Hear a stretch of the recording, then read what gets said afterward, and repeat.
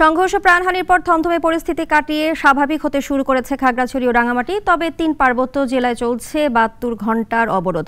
এছাড়া রাঙামাটিতে পালিত হচ্ছে পরিবহন ধর্মঘট। রিপোর্টে বিস্তারিত।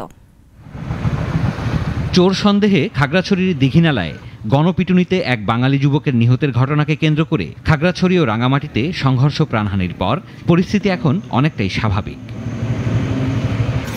পরিস্থিতি উন্নত হওয়ায় রাঙামাটি পৌর এলাকায় জারিকৃত ১৪৪ ধারা প্রত্যাহার করা হয়েছে। ক্ষতিগ্রস্তদের তালিকা মন্ত্রণালয়ে পাঠানোর কথা জানিয়েছেন জেলা প্রশাসক। ক্ষয়ক্ষতি পরিমাণ নিরূপণের জন্য আমরা একটা কমিটিও করে দিয়েছি জেলা কোর কমিটি থেকে। জেলা কোর কমিটি প্রত্যেকটা ব্যক্তির কাছে যাবে, প্রত্যেকটা প্রতিষ্ঠানে যাবে এবং কার কী ক্ষয়ক্ষতি হয়েছে সেটা ক্ষতির পরিমাণটা নিরূপণ করবে।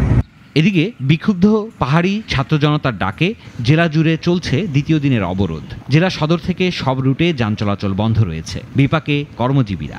অবরোধের কারণে সাজেকে আটকা পড়েছেন ৮ শতাধিক পর্যটক। একটা জায়গায় আমরা পাহাড়ি বাঙালি সবাই বসবাস করি, কিন্তু আমাদের শান্তি শৃঙ্খলা বজায় রাখতে গেলে আমার মনে হয় একে অপরের পরিপূরকভাবে চলতে হবে। এই ধরনের পরিস্থিতি পাহাড়িরাও কামনা করে না, আমরাও কামনা করি না। শহরের গুরুত্বপূর্ণ মোড়গুলোতে নিরাপত্তা বাহিনীর সদস্য মোতায়েন রয়েছে। এ ঘটনায় 2টি মামলা হয়েছে। এই 2টি মামলার আলোকেই আমাদের তদন্ত প্রক্রিয়া চলছে। কোনো অপরাধকারী যে আইন হাতে তুলে নিয়েছে তিনি কোনোভাবেই ছাড়া পাবেন না।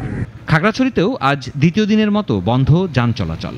অবরোধের সমর্থনে সকালে খাগড়াছড়ির সাজেক সড়ক, পানছড়ি রামগড় সড়কে টায়ার জ্বালিয়েছে অবরোধকারীরা। সড়কে সেনাবাহিনী, বিজিবি ও পুলিশের টহল জোরদার করা হয়েছে। সিরাজুম মুনির শুভ, নাগরিক। ২৫০টিরও বেশি ডিজাইন অপশন নিয়ে ওয়ালটন স্মার্ট ফ্রিজ, বোঝে আপনার প্রয়োজন।